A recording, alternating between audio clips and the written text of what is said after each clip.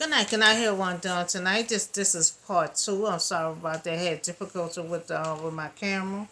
Um we left off at overthrow the city. God was overthrowing the city. God came down with the rain and destroyed that city. The tide plane would destroy all those living. He would all of the living, the vegetables, everything got destroyed in that city. And the people of Sodom, completely rejected God. They completely rejected God, and he overthrew those cities as well as surrounding valley. That he destroyed all the people in that city along with all the vegetables. Now, here go his wife. But Lot's wife had turned and looked back, and she become a pillar of salt. Now she had to look back one more time. She got familiar with her house, and she didn't want to leave. They just moved there, and she got comfortable, with the city and the people, and she did not want to move, you know, and so she kept on. She stopped, and the angel had said, "You run for your life. Don't look back. Don't stop at the store and get chips or nothing. Just run for your life like you're running from the police." And she run and stopped and looked back, and she turned into a pillar of salt. So Lot's wife had turned back to look at the small city of Sodom cleaning to the past. Now she was unwilling to turn completely away. She wanted to still look one more time. Now, early the next morning, Abraham had got up and returned to the place where he had stood before the Lord. Where he was standing at with the Lord. Because you see, that was the same day God had came to Abraham to tell him, your wife, by this time, she gonna have that baby, that promised baby next year. So after he walked from telling her that, they walked to that little part at the gate. That's when he told Abraham he gonna destroy that city. And so that same place that there was at, Abraham, remember, he couldn't sleep. So he got up and went to that same place. He was standing there with God. Abraham had got up and walked to the same place where he stood before God in previous evening, and probably the mighty force which overthrew the city and been some hours. So he been standing there a long time.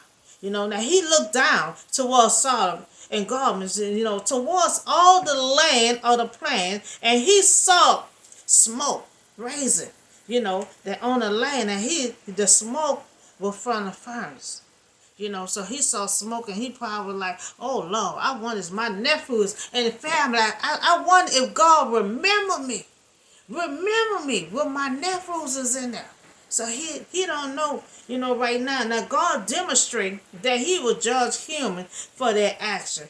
God also demonstrated his grace and mercy, that God heard Abraham's prayers and promised to rescue Abraham and his nephew Lot. Now Abraham must have forgot that God made a promise to him that he was going to save his nephew Lot. Now so when God destroyed the city of the plain, and he remembered Abraham, he brought Lot out of that city, and that he overthrew that city where Lot had lived. Now God had acted and of rescue, even his judgment. Now will serve as evidence to Abraham that God will keep his promise to Abraham in the years to come. So Abraham is just so blessed. He's not gonna this all. Now he had to let Abraham know, I'm gonna keep my promise with you every time, all your life. And so that's what Abraham, to see, he prayed to God. He went home a little while. He didn't believe that God was gonna save his nephew. He had to wake up out of the middle of the night and go stand right there and see the city being destroyed. So God had said, I rescued even judgment was served as evidence to Abraham. So he said that was through Abraham. He had evidence to Abraham that God would keep his promise to Abraham in the years to come. Lot wife was disobedient. So when the angel had said, "Do not look back," she looked back. But Lot wife had to look one more time. She had to look one more time. She got familiar with the wicked city. And so the wife had to look one more time, and then she would turn into a pillar of salt. Now, she didn't want to let go of her past, and look one more time to her past, And so when God said move, because when God had told Abraham to move, I need you to move from that city, go to Canaan, he moved. When God said move, we need to move. And so God said move. We need to move and don't look back. A lot of time. I'm talking about myself too. I'm talking about I'm a move and this and that, but still keep this for the sake of. You see what I'm saying? Sometimes we hold on to something, for a sake of. Okay, I moved it there, but I'ma still keep this when I come back.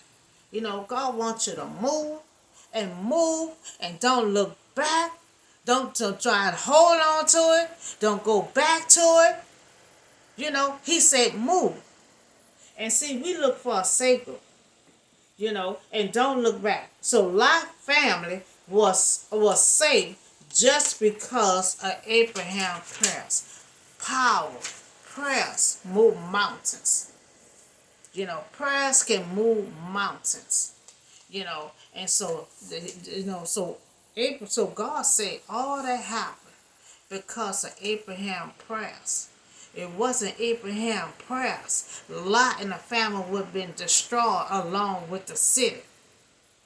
And see, that's what I just put out before. Always pray for other people too. Because if Abraham wouldn't have prayed for his family, they was been destroyed along with that city. But prayers move mountains.